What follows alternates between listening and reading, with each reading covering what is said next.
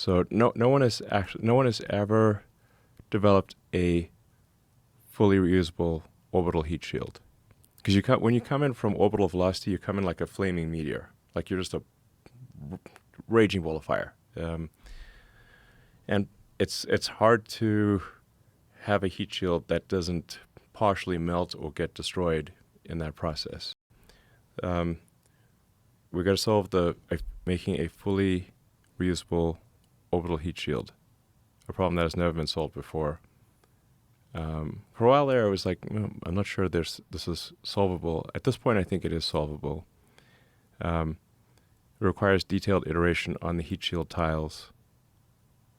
And I mean, we've vertically integrated the manufacturing of the heat shield tiles because there was no supplier that could provide us with the materials that were needed. So you need to make essentially this very fine vermicelli of glass and aluminum oxide fibers.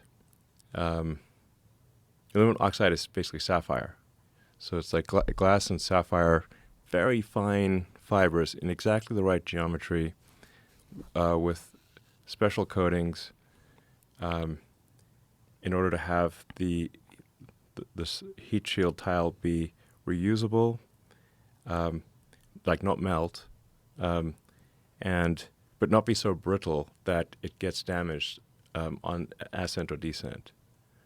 Like it can't be as, it's kind of like almost the brittleness of a coffee cup type of thing. And the rocket's shaking like hell. So you got this thing like, you saw it firsthand. Like imagine you're at ground zero of that rocket. Like you feel how much shaking it was when you're like 5 miles away.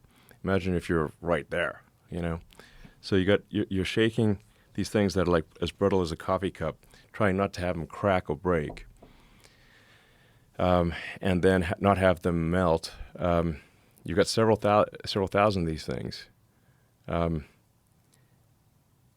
if even a few of them break, it's not reusable. So is there innovation that's being done in the materials technology at SpaceX where you're constantly trying to find and tweak a better version of this? Yes. It's a very difficult problem. It's a problem no one has ever solved.